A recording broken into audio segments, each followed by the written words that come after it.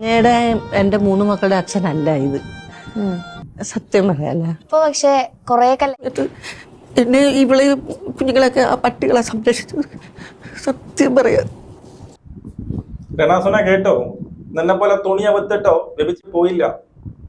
മനസ്സിലായോ? നമസ്കാരം.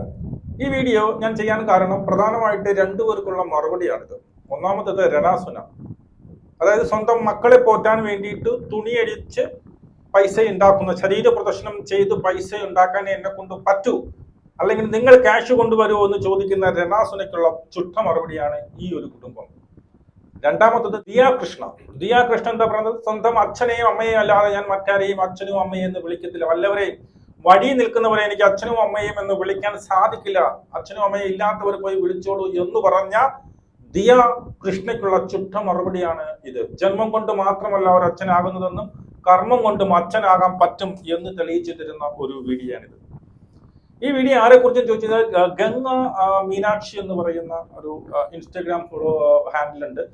അതുപോലെ തന്നെ പിന്നീട് യൂട്യൂബ് എല്ലാം ഉണ്ട്. നിങ്ങൾക്ക് ഞാനൊരു റീല് കാണിച്ചു തരുമ്പോൾ മനസ്സിലാകും. ഞാൻ റീല് കാണിച്ചു തരും. അവരുടെ റീൽ എങ്ങനെയുള്ള റീലാണെന്ന് മനസ്സിലാവും.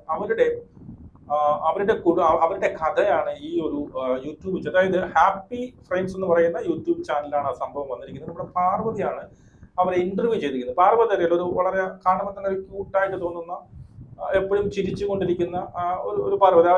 പാർവതിയുടെ ഇന്റർവ്യൂ കാണുമ്പോൾ തന്നെ നമുക്കൊരു സുഖം തോന്നും കണ്ടോണ്ട്. ഒരു അഹങ്കാരമോ ഒരു രൂപത്തിലോ ഭാവത്തിലോ വർത്തമാനത്തിലോ ഒന്നുമില്ലാത്ത എനിക്ക് ഭയങ്കര ഇഷ്ടമാണ് ഈ പാർവതിയുടെ ഇന്റർവ്യൂ ആണ്. എപ്പോഴും ചിരിച്ചുകൊണ്ടിരിക്കുന്നത് ആ കൊച്ചാണ് ഈ പറയുന്ന ഇവരുടെ ഇന്റർവ്യൂ ചെയ്തത്. അതിനകത്ത് ഈ പറയുന്ന 2 പേർക്കുള്ള ചുട്ട മറുപടി, സത്യം പറഞ്ഞാൽ ഇത്രയും പെട്ടെന്ന് ഈ രീതിയിലുള്ള ഒരു മറുപടി ഇവർക്ക് 2 പേർക്കും കിട്ടുമോ എന്ന് ഞാൻ കരുതിയില്ല. അത്രയ്ക്ക് നല്ലൊരു മറുപടി ഇതിനകത്ത് കൊടുത്തിട്ടുണ്ട് എന്നുള്ളത്. ഈ ഗംഗയെ അറിഞ്ഞുകൂടാത്തവർക്ക് വേണ്ടിയിട്ട് ഗംഗ മുമ്പ് ചെയ്ത 1-2 റീലുകൾ ഇട്ട് തരുമ്പോൾ നിങ്ങൾക്ക് അറിഞ്ഞുകൂടാത്തവർക്ക് ചിലപ്പോൾ മനസ്സിലാകും എന്നുള്ളതാണ്. ഓക്കെ, നിന്റെ അച്ഛന് കാഷ്യൂനട്ട് ഉണ്ടോ മീരും? തെളിവടമ്മ, കുഞ്ഞിലെ പാളയെ കിടത്തി കുളിപ്പിച്ചപ്പോ അങ്ങനെ ഒരു സാധനം ഞാൻ കണ്ടു എന്ന് ഞങ്ങളുടെ അമ്മൂമ്മ എഴുതി തന്ന രേഖ, കരട് കിട്ടാൻ നേരം താഴെ ഞാൻ അങ്ങനെ ഒരു സാധനം കണ്ടു തൊട്ടു എന്ന് ജോത്സ്യം പറഞ്ഞ ജോത്സ്യന്റെ ബാധ്യതാ സർട്ടിഫിക്കറ്റ്, യൂറിൻ ടെസ്റ്റ് ചെയ്ത് അങ്ങനെ ഒരു പ്രോപ്പർട്ടി അവിടെ ഉണ്ടെന്ന് ഉറപ്പിച്ചതിന്റെ തെളിവ് കാണിരമ്മ. ആർക്കെങ്കിലും ഡൗട്ട് ഉണ്ടെങ്കിൽ കച്ച കെട്ടി അംഗത്തിന് വിളിച്ചോ, ഏത് പബ്ലിക് ടോയ്ലറ്റിലും പുള്ളി ഒന്ന് മുള്ളി കാണിച്ചു തരും. ഇതാണ് ഇവരുടെ സ്റ്റൈൽ. അതായത് തനിക്ക് എതിരെ വരുന്ന നെഗറ്റീവ് കമന്റുകളെ എടുത്തു വെച്ച് കണ്ടന്റ് ആക്കുന്നു എന്നുള്ളതാണ്. ഒരു റീലും കൂടി ഞാൻ കാണിച്ചു തരാം, അതിനുശേഷം നമുക്ക് ഇതിനകത്തോട്ട് പോവാം.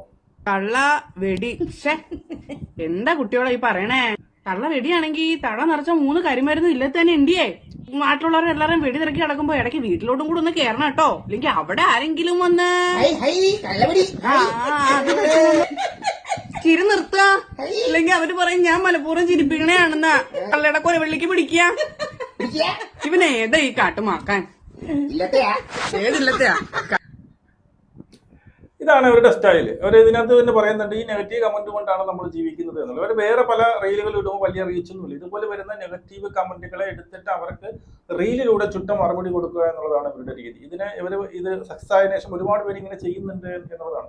ഞാൻ പലപ്പോഴും ആലോചിക്കാറുണ്ട്, സ്വന്തം അമ്മയെ പറ്റിയും അച്ഛനെ പറ്റിയൊക്കെ ഇങ്ങനെ വളരെ മോശമായിട്ട്, ഇപ്പൊ അമ്മ വെടി എന്നുള്ള രീതിയിൽ അച്ഛൻ അങ്ങനെ വളരെ മോശമായിട്ട് പറയുമ്പോൾ ഇവർക്ക് എങ്ങനെ ഇത് ചിരിച്ചുകൊണ്ട് തന്നെ നേരിടാൻ പറ്റുന്നു എന്നുള്ളത്. നമ്മൾ പൊതുവേ വളരെ നമ്മൾ ദേഷ്യത്തിൽ തിരിച്ച് ചീത്ത വിളിക്കുകയോ അല്ലെങ്കിൽ അങ്ങനെയൊക്കെ നമ്മൾ അങ്ങനെയൊക്കെ പ്രതികരിക്കുമ്പോൾ ഇവർക്ക് എങ്ങനെ ചിരിച്ചുകൊണ്ട് ഇതിനെ നേരിടാൻ സാധിക്കുന്നു എന്നുള്ളതിന് ഉത്തരവും കൂടിയാണ് ഇന്ന് നടന്ന ഒരു ഇന്റർവ്യൂ. കാരണം അത്രമേൽ അവർ അനുഭവിച്ചിട്ടുണ്ട് എന്നുള്ളതാണ് അതിനകത്ത്. ഇനി നമുക്ക് ഈ ഇന്റർവ്യൂവിന്റെ കുറച്ച് ഭാഗങ്ങൾ നമുക്ക് കാണാം. ഓക്കെ. അമ്മ രാജലക്ഷ്മി, അച്ഛൻ മനോജ് കുമാർ, ഞങ്ങൾ ഷോർട്ട് ഫോം മഞ്ജു എന്ന് വിളിക്കും. മഞ്ജു മഞ്ജു എന്ന് പറയുമ്പോ ഒരു കുട്ടിത്തൊക്കെ തോന്നാറില്ലേ? കണ്ടതന്നെ ആരാ അച്ഛൻ മഞ്ജുന്ന് പേരിട്ടെ? മനോജ് കുമാർ എന്ന് പറയുമ്പോ ഒരു വലിയ ആളെ പോലെ തോന്നുന്നു. ഇപ്പോഴും തോർത്ത് കൊടുത്താലും പോപ്പിക്കൂടെ കൊച്ചിനെ തോന്നുന്നുണ്ട്. ഞങ്ങൾ മഞ്ജു എന്ന് പേരിട്ട്. അപ്പൊ അച്ഛൻ ചോദിച്ചില്ല എന്തിനാ പെണ്ണുങ്ങളുടെ പേര് എനിക്കിട്ടേന്ന്? ഞാൻ ചോദിച്ചായിരുന്നു. അപ്പൊ എളുപ്പം വിളിക്കാവുന്ന ഒരു പേരാന്ന് പറഞ്ഞാൽ ഇട്ടത്. അച്ഛൻ ഹാപ്പി. ഇപ്പൊ പെട്ട കൊച്ചു പോലും വിളിക്കുന്നത് മഞ്ജു എന്നാണ്. അപ്പൊ നമുക്കും ഇനി മഞ്ജു. പാർവതിയുടെ അടുത്ത് ആദ്യമേ പറയുള്ളത്, ചെറുതെ ഇങ്ങനെ അച്ഛ അമ്മ ഒന്നും അവരെ കിടന്ന് വിളിക്കരുത്. വിളിച്ചു കഴിഞ്ഞാൽ നമ്മൾക്ക് ദിയാകൃഷ്ണ പറയും നിങ്ങൾക്ക് തള്ളയും തന്തിയാനൊന്നും ഇല്ല, നിങ്ങൾ അനാഥരാണെന്നാണ് ദിയാകൃഷ്ണ പറയുന്നത്. ദിയാകൃഷ്ണ കണ്ടോ ഈ ഒരു സാധനം, ഈ ഇരിക്കുന്ന മഞ്ജു എന്നവര് സ്നേഹത്തോട് വിളിക്കുന്ന മഞ്ജു. സത്യം പറഞ്ഞാൽ ഈ ഇന്റർവ്യൂ അല്ലെങ്കിൽ മൊത്തത്തിൽ നമ്മൾ നോക്കിയാൽ ഈ മഞ്ജു ആണ് താരം. ഈ പറയുന്ന ഇവരുടെ അച്ഛൻ യഥാർത്ഥത്തിൽ അവരുടെ അച്ഛനല്ല എന്നുള്ളൊരു സത്യം ഞാൻ ഇന്ന് അറിയുന്നത് കേട്ടോ. ഞാൻ കരുതി ഇവരുടെ അച്ഛനായിരിക്കും എന്നാണ് കരുതിയത്. പക്ഷെ ഞാൻ ഇന്നത്തെ ഈ ഇന്റർവ്യൂ കണ്ടപ്പോൾ എനിക്ക് മനസ്സിലായത് ഇവരുടെ അച്ഛനല്ല. ഇവരെ സഹായിക്കാൻ വേണ്ടിയിട്ട് അവർ കല്യാണമൊന്നും കഴിച്ചിട്ടില്ല. ഇവർക്ക് 3 മക്കളുണ്ട്. ഈ അമ്മയ്ക്ക് 3 മക്കളുണ്ട്. ഈ 3 മക്കളുടെയും അച്ഛൻ സത്യം പറഞ്ഞാൽ അയാളല്ല എന്നുള്ളതാണ്. അപ്പോ മനസ്സിലാക്കിക്കോ, ദിയ കൃഷ്ണ ഈ പറയുന്ന ജന്മം കൊണ്ട് മാത്രം അച്ഛനാവില്ല, കർമ്മം കൊണ്ടും അച്ഛനാകാൻ സാധിക്കും എന്നുള്ളതാണ്. ഇവരെല്ലാവരും അച്ഛനേക്കാളും ഉപരിയായിട്ട് ആ പുള്ളി സ്വന്തം ഈ ജന്മം കൊടുത്ത അച്ഛൻ കളഞ്ഞിട്ട് പോയതാണ്. അദ്ദേഹം ആദ്യം ഒരിക്കൽ കളഞ്ഞിട്ട് പോയി, വീണ്ടും വന്നു, വീണ്ടും വീണ്ടും ഗർഭിണിയാക്കിയിട്ട് അവൻ വീണ്ടും പോയി. അവസാനം ഒരു ഗതിയും പരഗതിയും ഇല്ലാതെ ഇവര് തെരുവുതോറും അലഞ്ഞ് കടത്തെണ്ണയിലൊക്കെ കിടന്നതിന് ശേഷം അപ്പോ കയറി വന്ന ഒരു മനുഷ്യനാണിത്. ഇയാൾ മനസ്സിലായോ? ഒന്നും കാണാതെ വന്നതാ. കാരണം ഇവരുടെ സമ്പത്ത് കണ്ടിട്ട് വരാൻ ഒന്നുമില്ല, സൗന്ദര്യം കണ്ടിട്ട് വരാനില്ല. അത് ഇതിനകത്ത് പറയുന്നുണ്ട്. ആ സമയത്ത് അവരുടെ കോലം എന്തായിരുന്നു എന്നുള്ളത്. കടത്തെണ്ണയിൽ 3 കുട്ടികളെയും കൊണ്ട് നിറവയറുമായിട്ട് ഇവർ നടന്നിട്ടുണ്ട്. ആ സമയത്ത് കയറി വന്ന ഒരു അവർക്കൊരു ദൈവം പോലെയാണ്. അവരെ ഇപ്പോഴും സ്വന്തം അച്ഛനേക്കാൾ വലുതായിട്ട് കാണുന്നുണ്ട് എങ്കിൽ ദിയാകൃഷ്ണൻ ഇത് കണ്ടു പഠിക്കണം. അഹങ്കാരത്തോട് അവിടെ നിന്ന് പറഞ്ഞില്ലേ, കണ്ടു പഠിക്കണം. ജന്മം തന്നാൽ മാത്രം അച്ഛനാകില്ല എന്നുള്ളത് കണ്ടു പഠിക്കണം. ഓക്കെ, അടുത്തത്. ഗംഗയുടെ എന്റെ 3 മക്കളുടെ അച്ഛനല്ല ഇത്, സത്യം പറയാല്ല. ഇപ്പൊ പക്ഷെ കൊറേയൊക്കെ ലൈഫ് മാറിയില്ലേ? പിന്നെ ഇപ്പൊ ഒത്തിരി മാറിയിട്ടുണ്ടാവും എനിക്ക് ഇപ്പൊ ഈ പറയുമ്പോ തന്നെ. പക്ഷെ ഇപ്പൊ നമ്മള് സോഷ്യൽ മീഡിയയിൽ ഗംഗയുടെ പേജിലൂടെ നിങ്ങളെ കാണുമ്പോൾ എത്രത്തോളം ലൈഫ് മാറിയിട്ടുണ്ടാവും എല്ലാവർക്കും അറിയാൻ പറ്റും. ആ ഒരു ലൈഫ് ഇപ്പൊ എങ്ങനെയാണ്? ഇപ്പൊ സോഷ്യൽ മീഡിയയിലൂടെ അല്ല, അതിനേക്കാളും മുമ്പേ മാറി എന്റെ ജീവിതം. ഈ ഗംഗയുടെ എന്റെ 3 മക്കളുടെ അച്ഛനല്ല ഇത്, സത്യം പറയാല്ല. മഞ്ജു പിന്നെ വേറെ വിവാഹം കഴിക്കാതെ ഞങ്ങളെ ഏറ്റെടുത്തൊരു വ്യക്തിയാണ്. അപ്പൊ പിന്നെ അന്നേ തന്നെ ഞങ്ങളുടെ ജീവിതം കുറെ മാറി. മോള് പഠിക്കാൻ പൈസ ഇല്ലാണ്ടായി, ഒത്തിരി അനുഭവിച്ചിട്ടുണ്ട്. അങ്ങനെ അന്നേരമൊക്കെ പുള്ളിയാണ് നമുക്കൊരു സഹായത്തിന് വന്നത്, ഞങ്ങളെ ഏറ്റെടുത്തത്. ലോകത്ത് ആരെങ്കിലും ചെയ്യുമോ? അത് ഒരു മനുഷ്യരും ചെയ്യൂല. അങ്ങനെ എനിക്കാണെങ്കിൽ എന്നെ കണ്ടെടുക്കാൻ പോലും ഇല്ല. അത്രയ്ക്ക് ഞാനങ്ങ് മോശമായി ആ ഒരു അവസ്ഥയിലാണ് ഞാൻ ജീവിച്ചത്. ആ സമയത്ത് ഗംഗയാണ് മൂത്തത്. ഗംഗയാണ് എന്റെ കൂടെ നിന്ന് ഏറ്റവും കൂടുതൽ അനുഭവിച്ചിട്ടുള്ള ഗംഗയാണ്. ഗംഗ ഒരുപാട് അനുഭവിച്ചിട്ടുണ്ട്. കണ്ടോ, അവര് പറഞ്ഞോ, എന്നെ കണ്ടെടുത്ത ആരും നോക്കാനും കൂടി അത്രയ്ക്കുള്ള കോലത്തിലല്ല ഞാൻ ഉണ്ടായിരുന്നത്. 2 കുട്ടികൾ, നിറവയർ, വീടില്ല, പിന്നെ ബന്ധുക്കൾ ആരും തിരിഞ്ഞു നോക്കാറില്ല. കടത്തണ്ണയിലും സ്കൂൾ വരാന്തയിലും ഒക്കെ ജീവിച്ചിരുന്ന കാലത്ത് ഈ പുള്ളി അവിടെ ഏതൊരു വർക്ക്ഷോപ്പിൽ പണി ചെയ്തുകൊണ്ടിരിക്കുന്നത്. ഇവരുടെ ഈ പുള്ളി ഇതിനകത്ത് പറയുന്നുണ്ട്, ഈ കുട്ടികളെ കണ്ടാണ് ഞാൻ അവരെ കൂടെ ചേർന്നത്. അതിനുശേഷമാണ് ഒരുവിധം ഇവരെന്ത് രക്ഷപ്പെട്ടു. ഇപ്പോൾ റീൽസിലൂടെയും കാര്യങ്ങളിലൊക്കെ കൂടി അവള് ഈ പറയുന്ന ഗംഗ കുറെ സ്റ്റാൻഡപ്പ് കോമഡി അതൊക്കെ ചെയ്തുകൊണ്ടാണ് ഇപ്പം ഒരുവിധം റെഡിയായി വരുന്നത്. ദിയാ കൃഷ്ണ, കേട്ട് പഠിച്ചോ. നീ പറഞ്ഞതിനുള്ള അഹങ്കാരത്തിലൊക്കെ തിരിച്ചടി ദൈവം തന്നോളൂ. മനസ്സിലായി? ഇപ്പം ഓരോന്ന് പറയുന്ന സ്പോട്ടിൽ തന്നെ തരുന്നുണ്ട്. ഇതിനകത്ത് ഈ പറയുന്ന പാർവതി, ഈ ഇന്റർവ്യൂർ ആയിട്ടുള്ള പാർവതി ഈ അമ്മയെന്നാണ് വിളിക്കുന്നത്. സ്വന്തം അമ്മായത് കൊണ്ടല്ല, അതൊരു ബഹുമാനമാണ്. നീ പറഞ്ഞതുപോലെ എന്താണ്, തള്ളയും തന്തിയാനും ഇല്ലാത്തവർ മറ്റുള്ളവരെ വിളിച്ചാൽ മതി എന്ന് അഹങ്കാരത്തിൽ പറഞ്ഞില്ലേ? അതിനൊക്കെ മറുപടി, സത്യം പറഞ്ഞാൽ കർമ്മം എന്നൊരു സാധനമുണ്ട്. അതിനൊക്കെ എവിടെ കൂടിയെങ്കിലും മറുപടി കിട്ടും. അതിന് കൂടുതൽ വിഷമിക്കാന്ന് വേണ്ട, കിട്ടും. ഇനി ഇന്റർവ്യൂയുടെ അടുത്ത കുറച്ച് ഭാഗങ്ങളോട് കേട്ടാം. അവിടെയാണ് നമ്മുടെ രണാസുനയ്ക്കുള്ള തുണി അവത്തിട്ട് പൈസ വാങ്ങുന്നില്ലേ രണാസുന, വേറെ ഒരു നിവൃത്തിയുമില്ല, നിങ്ങൾ എനിക്ക് ചെലവിന് തരുമോ എന്ന് ചോദിച്ചുകൊണ്ട്, നിങ്ങൾ ആരെങ്കിലും കൊടുക്കുമോ എന്ന് ചോദിച്ചുകൊണ്ട് ശരീര പ്രദർശനം നടത്തി പൈസ വാങ്ങുന്ന രണാസുനയ്ക്കുള്ള മറുപടി ഈ അടുത്ത ഭാഗത്തിൽ ഉണ്ട് എന്നുള്ളതാണ്. അത് നമുക്ക് കാണാം. അതിനു മുമ്പ് ഞാൻ ഈ മോളുമായിട്ട് കുറേ നാള് ഇവളുമായിട്ട് കടത്തിണ്ണകളിലോട് കടന്നിട്ടുണ്ട്. ഞാൻ ഇവളെ കൊണ്ട് സത്യം, ഞാൻ കള്ളം പറയല്ല, സത്യസന്ധമായ കാര്യം പറയാം. പുള്ളിക്കൊക്കെ അറിയാം, പുള്ളിയൊക്കെ ആ നാട്ടിലുള്ളതല്ലേ, പുള്ളിക്കൊക്കെ അറിയാം. ഞാൻ എൻ്റെ നാട്ടിലുള്ള എല്ലാവർക്കും അറിയാം. അത് ഞാൻ വിളിച്ചു വെക്കേണ്ടെന്ന കാര്യമില്ല. എൻ്റെ ഇതിനകത്ത് ഇവരുടെ സങ്കടം പണ്ട് അനുഭവിച്ച കഥകൾ പറയുമ്പോൾ ഈ അച്ഛനെ നോക്കി വേണം കേട്ടോ. പുള്ളിയുടെ മുഖത്തിലുള്ള ആ സങ്കടം നിങ്ങൾ ശ്രദ്ധിച്ചു വേണം. പുള്ളി ആരുടെയും മുഖത്ത് നോക്കുന്നില്ല, മേളിലോട്ട് നോക്കുന്നു, ഇടയ്ക്കിടയ്ക്ക് മകളെ നോക്കുന്നുണ്ട്. സ്വന്തം മകളല്ല, നോക്കുന്നുണ്ട്. പക്ഷെ ആ പുള്ളി ഇവർ പറയുന്നതിനെയും കാട്ടി ആ പുള്ളി ഒന്നും മിണ്ടുന്നില്ലെങ്കിൽ കൂടി ആ പുള്ളിയുടെ മുഖത്ത് ആ പുള്ളിക്ക് എന്തുമാത്രം സങ്കടമുണ്ട് എന്നുള്ളത് ആ പുള്ളിയുടെ മുഖത്ത് കൃത്യമായിട്ട് നമുക്ക് കാണാൻ സാധിക്കും എന്നുള്ളതാണ്. അതുകൊണ്ടാണ് ഞാൻ വീണ്ടും പറയുന്നത്, ഈ ഇന്റർവ്യൂവിൽ താരം എന്ന് പറയുന്ന മഞ്ജുവാണ്, അതായത് ഈ പുള്ളിയുടെ അച്ഛൻ, അതായത് ഇവരുടെ അച്ഛൻ. നടുക്കത്തെ മോളെ പ്രഗ്നൻ്റ് ആയി 3 മാസം തൊട്ട് അവളെ പ്രസവിച്ചൊരു പരുവം വരെയും ഞാൻ കടത്തുന്നതോറും നടന്നു. ആരും തിരിഞ്ഞു നോക്കില്ല. എൻ്റെ അച്ഛനോ അമ്മയോ എൻ്റെ സഹോദരങ്ങളോ ആരും തിരിഞ്ഞു നോക്കിയില്ല. അതിനടുത്ത് സ്കൂളുണ്ട്, പെൺകുളങ്ങര സ്കൂൾ, അന്ന് ഓലഷെട്ടൊക്കെയാണ് സ്കൂളിൽ. സ്കൂളിൻ്റെ വരാന്തേ കയറി കിടന്ന് കൂടെ കുറേ തെരുവ് പട്ടികളുണ്ടായിരുന്നു കൂട്ടിന്. ആ പട്ടികൾ എന്നെ സംരക്ഷിച്ച്. അതുകൊണ്ടുകൂടി തന്നെ ഇപ്പോഴും തെരുവിലുള്ള പട്ടികൾക്ക് ഞാൻ ഫുഡ് കൊടുക്കും. അവരെ കൈ കഴുകാൻ തോന്നത്തില്ല മോളെ എനിക്ക്, സത്യം. ഇപ്പോഴും എല്ലാവരും പള്ളു പറയും പട്ടിക്ക് ചോറ് കൊടുക്കുമ്പോൾ, പക്ഷെ ഞാൻ കൊടുക്കും ഇപ്പോഴും.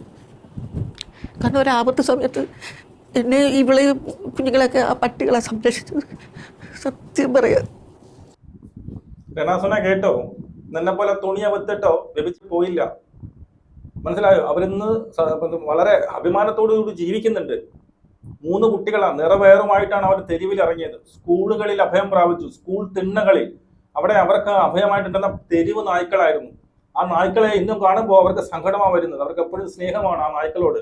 ഇന്നും തെരുവ് നായ്ക്കളെ കാണുമ്പോൾ ഞാൻ ഭക്ഷണം കൊടുക്കുമെന്നാണ് പറയുന്നത്. നീ കണ്ടു പഠിക്കണം, കേട്ടു പഠിക്കണം. മനസ്സിലായോ? നിനക്ക് ഇതിനെയും കാട്ടി നല്ല നീ ഇതിന്റെ ഒരു 7 അയലത്ത് പോലും നീ വന്നിട്ടില്ല. നിനക്ക് അച്ഛനുണ്ടായിരുന്നു, അമ്മയുണ്ടായിരുന്നു, ഒക്കെ ഉണ്ടായിരുന്നു. മനസ്സിലായോ? നിനക്ക് നല്ലൊരു ജോലി വരെ ഓഫർ ചെയ്ത് നീ അതൊക്കെ കളഞ്ഞുകൊണ്ട് നീ എന്ത് ചെയ്തു? തുണി അബദ്ധത്തിന് വേണ്ടിയിട്ട് ഇറങ്ങിയിരിക്കുക. ഇവരങ്ങനെയല്ല ചെയ്തത്. ഇവരതല്ല ചെയ്തത്. അതാണ് പറയുന്നത്. രണാസുനക്കുള്ള ചുട്ട മറുപടിയാണിത്. ഇവരും വളർത്തി 3 മക്കളെ. മനസ്സിലായോ? മാന്യമായിട്ട് അഭിമാനത്തോടുകൂടി ഇന്നും ജീവിക്കുന്നു. എങ്ങനെ? കുറെ ക്യാമറമാരും മറ്റേ ഒന്നും ബാക്കിൽ നടന്ന് ഇവരെ ഫോട്ടോയും വീഡിയോസ് ഒന്നും എടുക്കുന്നില്ലായിരിക്കും. പക്ഷെ അവർക്കൊരു അഭിമാനമുണ്ട്, അന്തസ്സുണ്ട് അവർക്ക്. മനസ്സിലായോ? ഒത്തിരി അനുഭവിച്ചിട്ടുണ്ട് ഗംഗയ്ക്ക് അതൊക്കെ ഓർമ്മയുണ്ടോ? ഞാൻ പക്ഷെ അതെല്ലാം ഒരു സിനിമ പോലെ ഓർത്ത് വെച്ചിട്ടുണ്ട്. കറക്റ്റ്. അതുകൊണ്ട് നല്ല രസമല്ലേ ഇങ്ങനെ ഇരിക്കുമ്പോൾ രാത്രി ചെയ്ത് കിടക്കുമ്പോൾ ഇങ്ങനെ ആലോചിക്കും, അവിടെ നമ്മൾ ഇവിടം വരെ എത്തി. അപ്പോ പിന്നെ ഒരു ആഗ്രഹം കൂടെ ഉണ്ട്. ഞാൻ പറഞ്ഞില്ലേ, ഞാൻ കല്യാണ വിരോധി എന്നുള്ളൊരു ലേബൽ വെച്ചേക്കുന്നത് എന്തിനാന്ന് വെച്ച് കഴിഞ്ഞാൽ ഇപ്പൊ എനിക്ക് പ്രപ്പോസലും കാര്യങ്ങളൊന്നും വരാതിരിക്കാനായിട്ട് എനിക്ക് സ്വന്തമായിട്ട് ഇവർക്കൊരു വീട് വെച്ച് കൊടുക്കണം. 2ാമത്തെ നില ഇവർ നിൽക്കുന്നത് ഫോട്ടോ എടുക്കണം, ഇൻസ്റ്റയിൽ ഇട്ടിട്ട് പാലിടണം.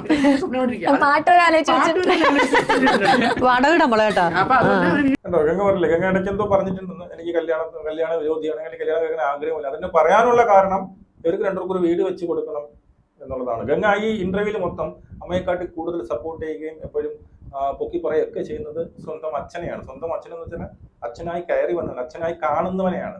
മനസ്സിലായോ? അച്ഛ എന്ന് ഹൃദയം തൊട്ട് വിളിക്കുന്നവനെയാണ്. ദിയാകൃഷ്ണ നിന്നെ പോലെ അല്ല. മനസ്സിലായോ? നിന്നെ പോലെ അല്ല ഇത്. ഇങ്ങനെയും മുതിർന്നവരെ അച്ഛാന്ന് വിളിക്കുന്ന, ബഹുമാനത്തോട് വിളിക്കുന്ന ഒരുപാട് നല്ല മനസ്സിന് ഉടമവർ ഇവിടെ ഇപ്പൊ ഉണ്ട്. അഹങ്കാരം മാത്രം, മറ്റേ നഖത്തിന്റെ ഇടയിൽ അഹങ്കാരം കൊണ്ട് നടന്നവർക്കൊന്നും ഇതൊന്നും മനസ്സിലാവത്തില്ല എന്നുള്ളതാണ്. രണാസുന കണ്ടുപഠിച്ചോ ആ കൊച്ചിന്റെ ആഗ്രഹം? 2ാമത്തെ നിലയില് അച്ഛനെയും അമ്മയും കൊണ്ട് നിർത്തിക്കൊണ്ട് എനിക്കൊരു ഫോട്ടോ എടുക്കണം, അതെനിക്ക് റീൽ ഇടണം, അതിന് ശേഷം മതി എനിക്ക് കല്യാണം, എനിക്കൊരു വീട് വെക്കണം. പക്ഷെ ആരുടെയും ഇരക്കാതെ, എങ്ങനെ ആരോടും ഇരക്കാതെ സ്വന്തം ക്യാഷ് കൊണ്ട് എനിക്ക് വീട് വെക്കണമെന്നാണ് ആ കൊച്ചിന്റെ ആഗ്രഹം.